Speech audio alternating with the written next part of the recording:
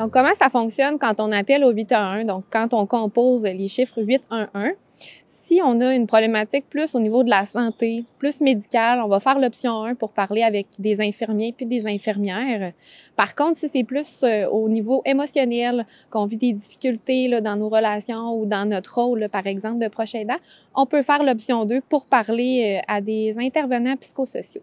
Dans le contexte où vous ou un proche vivez avec une maladie affectant la mémoire, comme par exemple des troubles cognitifs de type Alzheimer ou d'autres types de maladies, le service InfoSanté peut vous aider. Il arrive des situations où, malgré toute l'information qu'on a reçue des professionnels de la santé, où on a des doutes. Qu'est-ce qu'on devrait faire? Est-ce qu'on peut composer avec une nouvelle situation à la maison? Est-ce qu'on devrait consulter un médecin?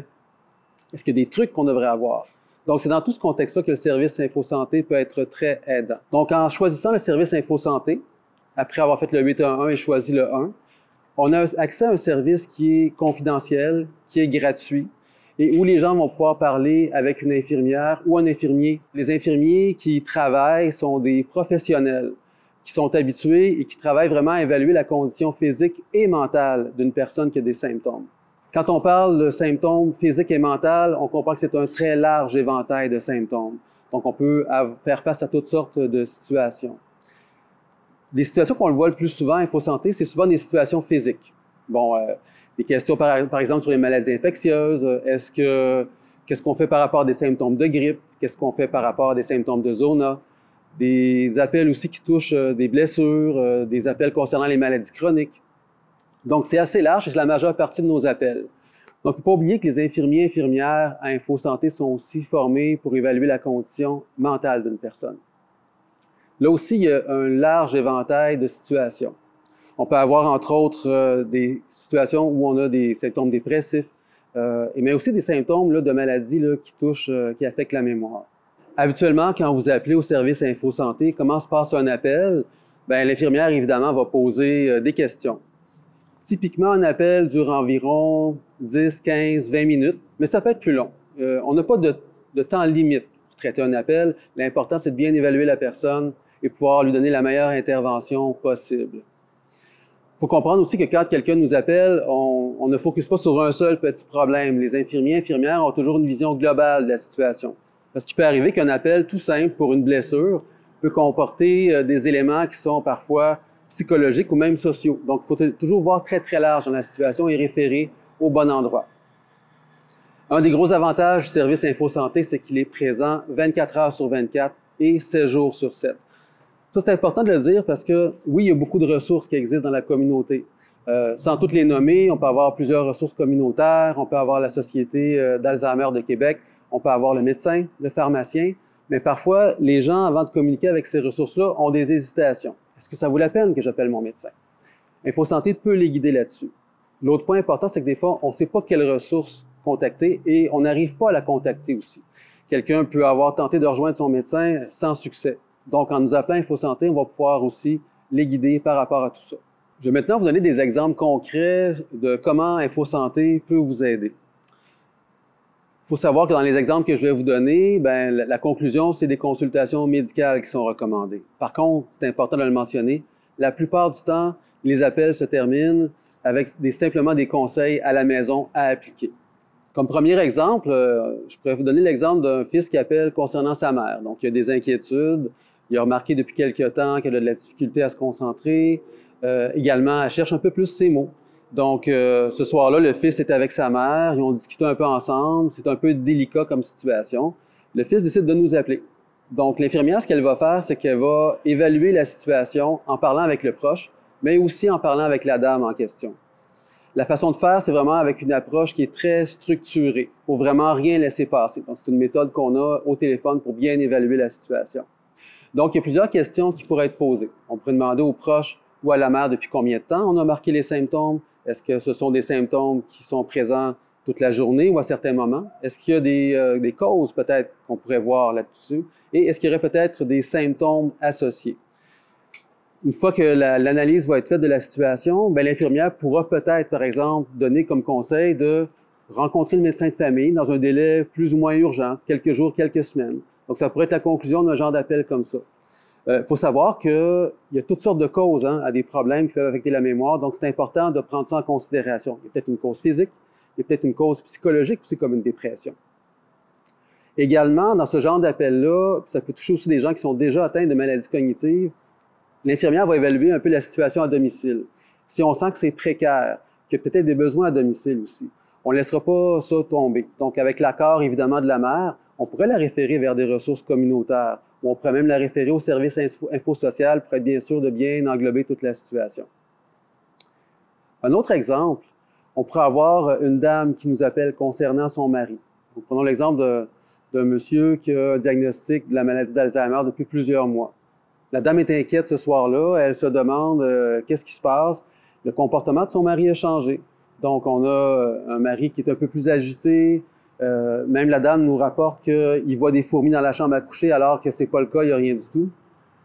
Elle a des inquiétudes. Elle se demande aussi qu'est-ce que je fais avec ça? Est-ce que je le confronte par rapport à ses hallucinations? Donc, elle a plusieurs questions. Est-ce qu'elle devrait consulter son médecin de famille prochainement? Ils ont déjà un rendez-vous de prévu dans une semaine environ. Donc, c'est des questions très, très légitimes. L'infirmière va prendre le temps d'écouter la dame en question et même, au besoin, là, si elle est capable de parler directement à son conjoint, elle va le faire aussi pour bien analyser la situation.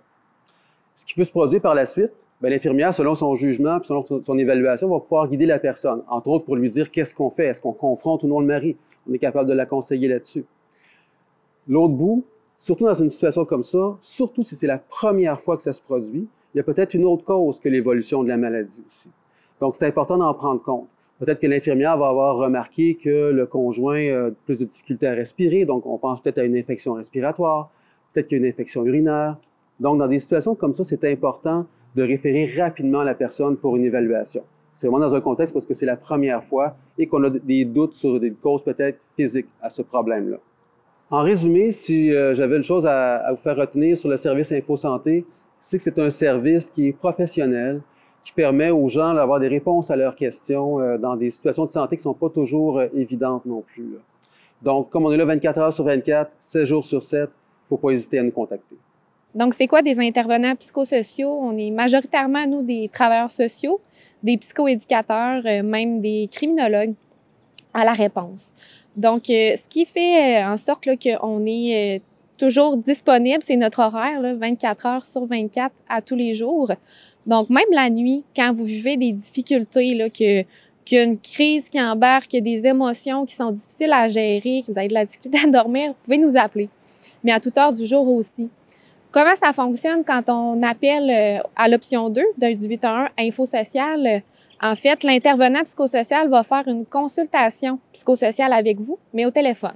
Donc, c'est la même chose que quand on va dans le bureau du médecin ou voir une travailleuse sociale là, au CLSC ou à notre clinique médicale, sauf que là, au lieu d'être dans un bureau, c'est dans le confort de votre maison, ça se fait au téléphone. Nous, ce qu'on fait, c'est qu'on va regarder avec vous qu'est-ce qui se passe. Qu'est-ce qui fait qu'en ce moment, c'est difficile pour vous? Avez-vous besoin d'être conseillé? Avez-vous besoin de ventiler vos émotions, d'avoir un soutien émotionnel? Avez-vous besoin d'avoir des services spécialisés? Tu sais, en tant que proche aidant, on peut vivre de l'anxiété, on peut vivre des difficultés là, à comprendre puis à bien interagir avec les comportements là, de notre proche qui est atteint là, de difficultés cognitives. Donc, c'est toutes des choses que l'intervenant psychosocial peut regarder avec vous puis vous aider, dans le fond. Tu sais, des fois, on va vous demander c'est quoi votre besoin, puis vous le saviez pas, mais à ce moment-là, on va vous aider à trouver le besoin, puis à trouver la meilleure chose qui va venir vous aider. Des fois, on est tellement collé sur notre problème, sur notre difficulté, qu'on voit plus toutes les autres options possibles. Nous, d'un regard extérieur, avec une attitude d'ouverture puis de non-jugement, puis nos connaissances, on va être capable de regarder le portrait en vous posant des questions, en analysant un peu ce que vous nous apportez. Depuis combien de temps que ça dure? Depuis combien de temps que les choses se sont aggravées? Tu sais, des fois, vous pouvez vous demander aussi, comment ça va être pour la suite des choses? Je me sens un peu mêlée dans toutes les démarches que j'ai à faire. Je sais plus trop où j'en suis. Nous, on les a, ces réponses-là. Puis nous, on va être en mesure de vous les donner. Puis même qu'on va être en mesure, là, parfois, là, de vous enligner vers des ressources qui peuvent répondre à votre besoin particulier. Donc, tu sais, ça peut être de dire que vous avez besoin d'aide pour l'entretien ménager, pour faire la popote parce que ça devient complètement épuisant de s'occuper d'un proche là, 24 heures sur 24 à tous les jours. Donc, il y a tout plein de ressources, des fois qu'on connaît pas, que nous, on connaît, puis avec lesquelles on peut vous mettre en communication, puis avec lesquelles on peut vous donner les informations là, nécessaires pour que vous soyez moins seul là-dedans, puis que vous sentez que vous êtes plus compris. Dans le fond, tu sais, nous, notre but, c'est qu'à la fin de notre appel, ça peut durer là, entre 20 et 40 minutes en moyenne, mais ça peut être plus là, s'il y a un gros besoin, que vous vous sentez un petit peu mieux. Hein?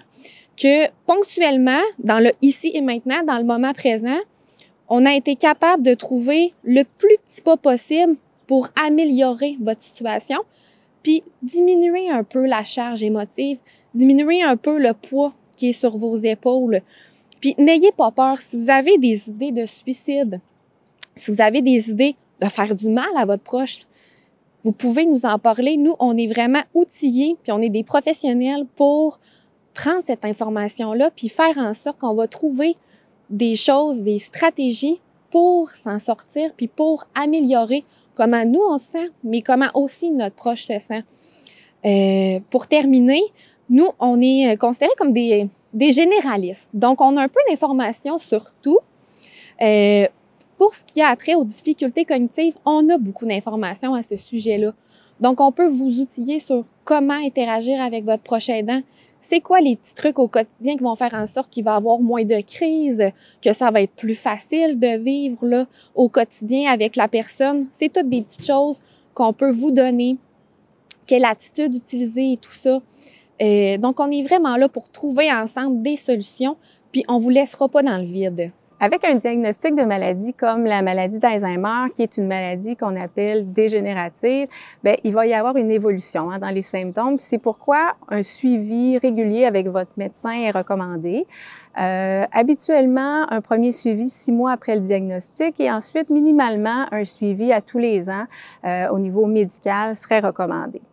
Si vous êtes suivi dans un GMF, un groupe de médecins de famille, une clinique médicale, un premier suivi après 6 mois pourrait servir, par exemple, à évaluer l'état de santé général de votre proche. Est-ce qu'il y a des changements au niveau de son équilibre? Est-ce qu'à ce moment-là, on pourrait vérifier la pression artérielle, vérifier le poids, les nouvelles difficultés du sommeil? Donc, tout ça pourra être évalué lors de cette rencontre-là.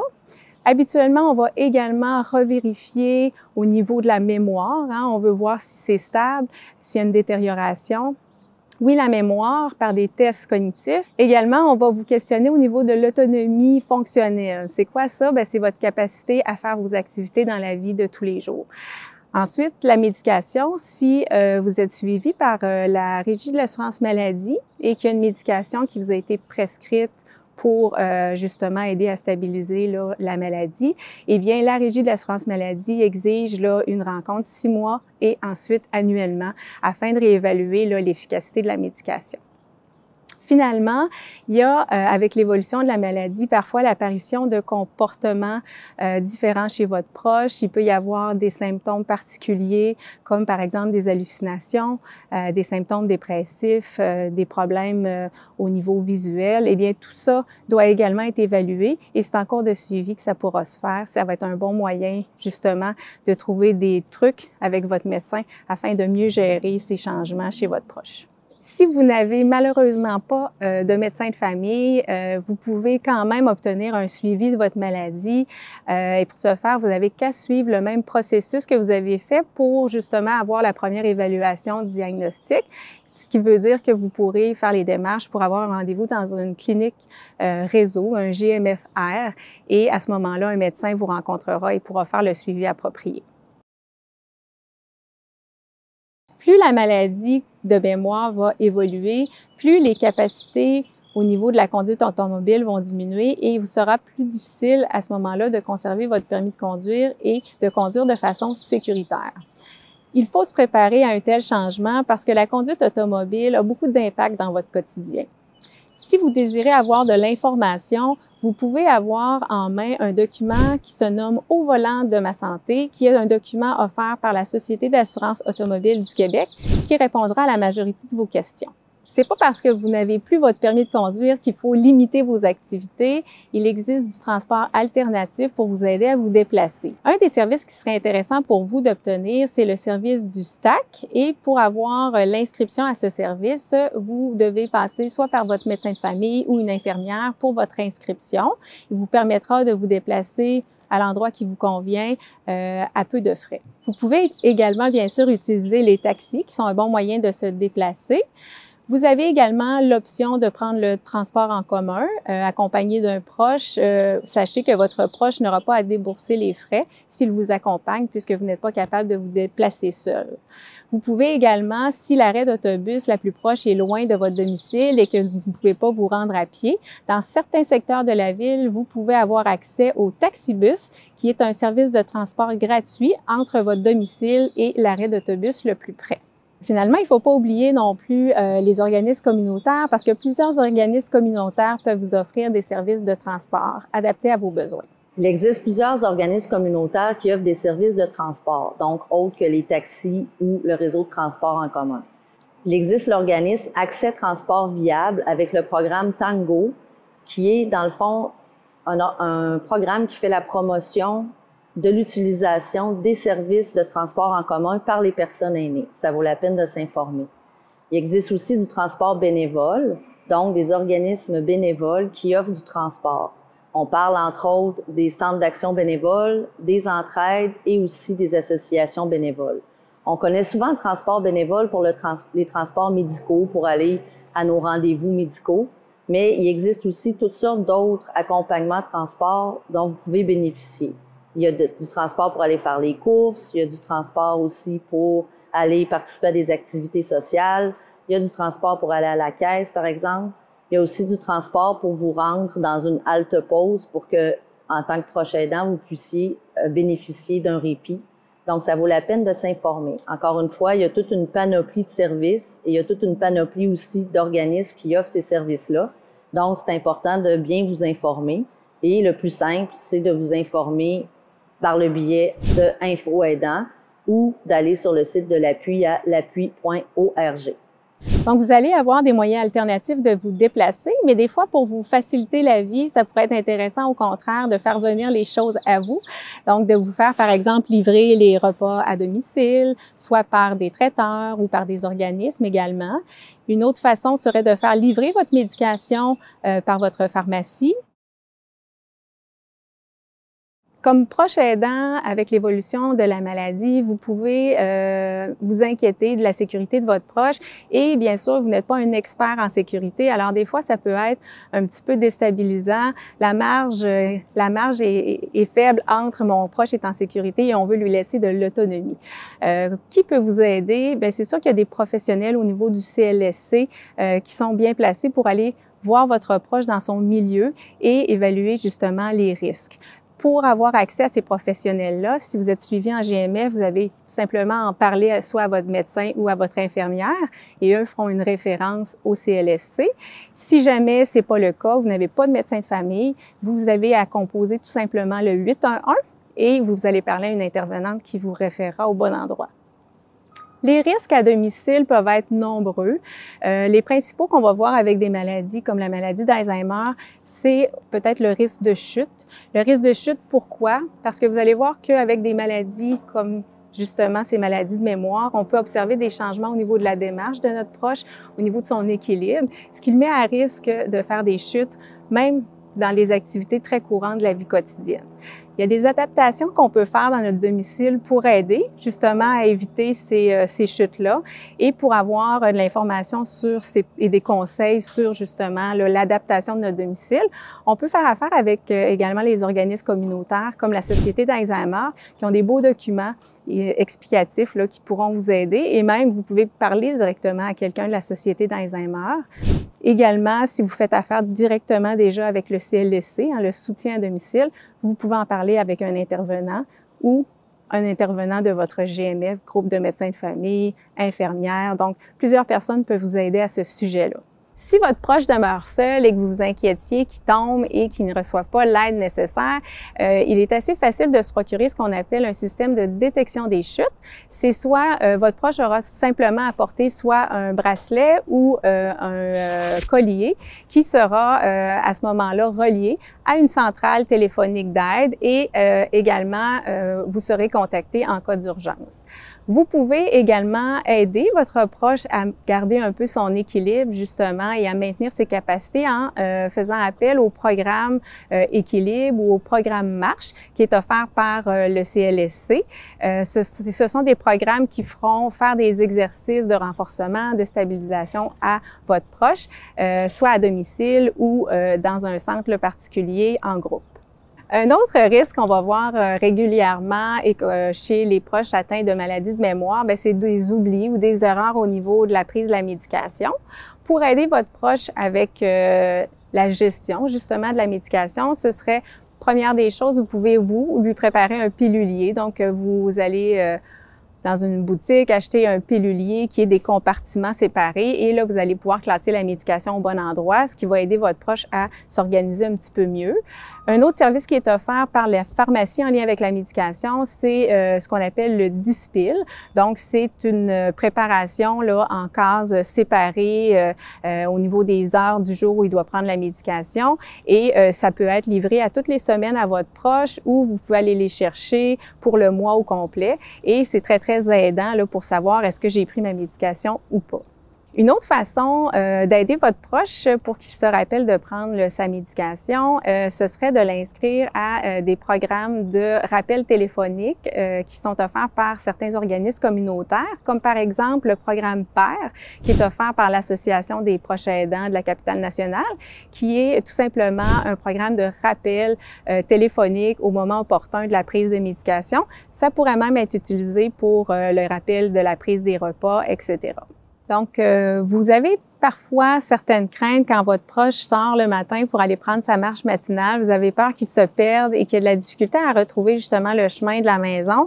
Pour vous sécuriser, sachez qu'il existe des appareils très simples d'utilisation qui s'appellent les GPS, qui peuvent être inclus dans des appareils qu'on utilise déjà à la maison, comme par exemple un cellulaire, ça peut être une montre d'activité d'exercice. Donc, ce sont des appareils qu'on retrouve un petit peu partout, soit en ligne ou dans les boutiques électroniques.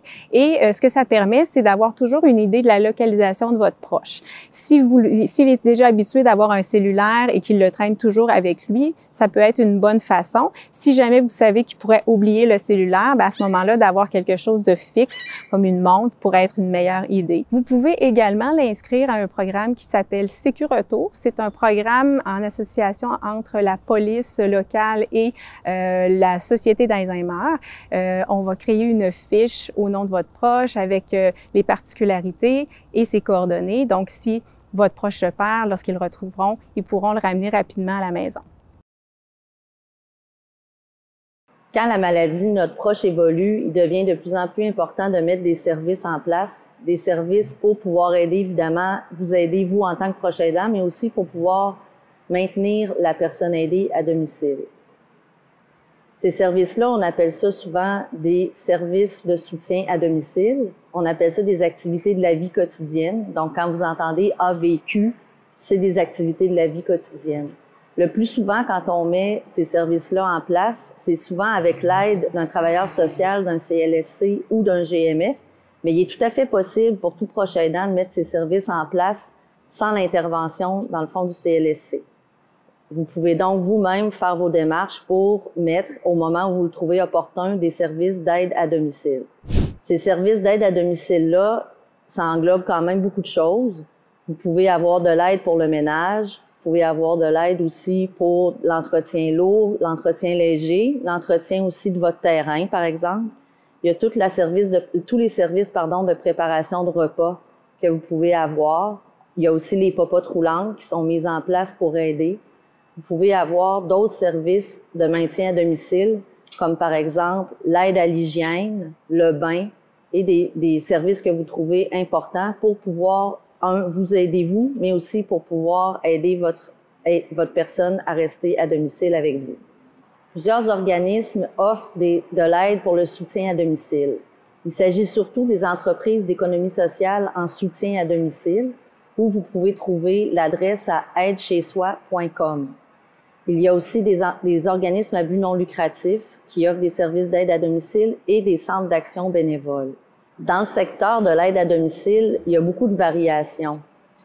Il y a beaucoup d'organismes et chacun a un peu sa façon de fonctionner.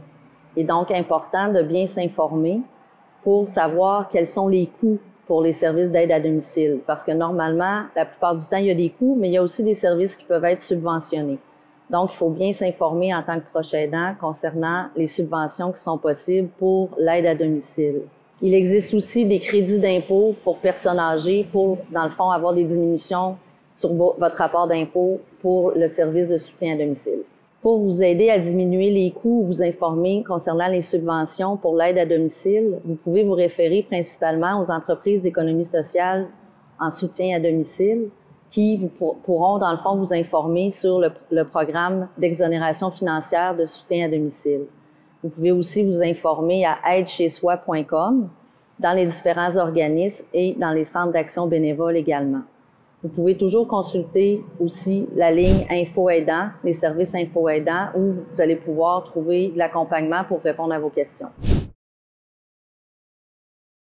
Le CLSC de votre arrondissement offre des services de soutien à domicile qui permettent de soutenir les personnes dont la perte d'autonomie a un impact sur son fonctionnement et aussi soutenir les proches aidants. Des services professionnels, des services d'assistance personnelle ainsi que du répit sont possibles pour soutenir les personnes en perte d'autonomie. Les offres de services en soutien à domicile s'adaptent constamment en fonction de la clientèle et de leurs besoins.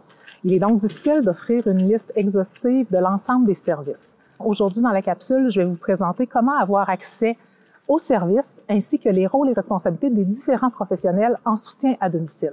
Pour avoir des services en soutien à domicile, il faut que le dossier soit ouvert au CLSC et qu'un intervenant assure le suivi et prenne le rôle d'intervenant pivot au CLSC. Il pourra vous accompagner dans l'organisation du service. Il y a bien sûr des critères pour avoir accès aux services en soutien à domicile pour la clientèle en perte d'autonomie long terme, comme c'est souvent le cas avec une personne atteinte de troubles neurocognitifs. Les critères sont les suivants. D'abord, présenter une perte d'autonomie persistante, qu'elle soit due à une atteinte physique, psychique ou psychosociale. Il faut aussi que la perte d'autonomie s'installe, souvent due à l'avancement en âge, mais ce, peu importe la cause de la perte d'autonomie, il pourra être vu au soutien à domicile. Et il faut que la personne soit confinée à domicile en raison de ses incapacités ou de sa condition de santé. Bien sûr, si la personne doit avoir ses services à domicile pour des raisons cliniques, ceci pourra aussi être considéré. Donc, en début de maladie, alors que les atteintes ne sont pas encore trop importantes, il est possible que la personne reçoive des services aux soins courants du CLSC ou encore dans les GMF. Par contre, avec l'évolution de la maladie et les impacts qu'elle entraîne, le service à domicile pourra reprendre les soins. Nous sommes conscients qu'il est parfois difficile pour les personnes âgées d'accepter des services ou même que ça peut générer certaines craintes. Sachez que les intervenants du CLSC sont formés et sont habitués à ces situations-là. Ils peuvent donc prendre le temps pour que la personne s'adapte et aussi respecter son rythme. Tout suivi au soutien à domicile débute par une évaluation de la personne pour voir ses capacités, ce qu'elle souhaite atteindre et les éléments à travailler. De cette évaluation découle un plan d'intervention qui est fait en partenariat avec elle et avec ses proches. La collaboration de tous est nécessaire pour atteindre les objectifs de maintien à domicile. L'intervenant qui vous accompagnera s'assure de faire le tour de toutes les possibilités pour répondre aux besoins. Dans cette optique, l'intervention peut donc prendre différentes formes, comme par exemple travailler sur les capacités restantes de la personne, augmenter l'autonomie ou la capacité à faire l'activité en adaptant le domicile ou en adaptant l'activité, ou encore faire le tour des ressources disponibles autour de la personne pour répondre aux besoins, et ceci inclut l'ajout de services par le CLSC. Pour les services d'assistance personnelle, qu'on parle d'aide pour se nourrir, s'habiller, se laver, ceux-ci peuvent être faits en collaboration avec les entreprises d'économie sociale, les coopératives, comme on les appelle, ou encore prendre la forme d'une allocation financière qui serait donnée à l'usager pour engager quelqu'un, ce qu'on appelle le chèque emploi-service. Et finalement, les auxiliaires du CLSC, ce qu'on appelle les préposés, pourraient aussi contribuer au plan de service. En ce qui a trait à la mise en place des services professionnels, comme souvent, il est plus pertinent de voir la personne à domicile. Le critère d'être confiné ne sera pas pris en compte systématiquement. Par exemple, l'infirmière pourrait aller faire des suivis de la condition de santé, des évaluations de l'état de la personne ou encore assurer des suivis de maladies chroniques. L'infirmière auxiliaire peut, elle aussi, aller assurer des suivis une fois que l'infirmière aura fait l'évaluation. Le travailleur social fera l'évaluation du fonctionnement social de la personne. Il peut aussi contribuer à l'évaluation nécessaire pour la mise en place d'un régime de protection, faire les démarches pour une demande d'hébergement ou pour l'organisation de services. Il accompagne aussi le proche aidant. L'ergothérapeute, quant à elle, fera l'évaluation de l'autonomie fonctionnelle de la personne et de son environnement. Cela lui permet de faire des recommandations pour adapter l'environnement de la personne ou pour mettre en place des aides techniques, que ce soit des aides techniques de type élévation de toilette pour aider à se relever, des aides techniques pour faciliter l'habillage ou encore changer le type de vêtements même à porter. Les professionnels de la physiothérapie seront mis à contribution quand survient des problèmes de mobilité ou des risques de chute. Ils peuvent voir à la mise en place ou l'enseignement pour l'utilisation d'accessoires de marche comme la marchette ou enseigner des programmes d'exercice et faire des recommandations. La nutritionniste, quant à elle, pourra procéder à l'évaluation de l'état nutritionnel de la personne. Elle sera particulièrement importante quand la personne aura des difficultés à s'alimenter ou présentera une perte de poids non désirée.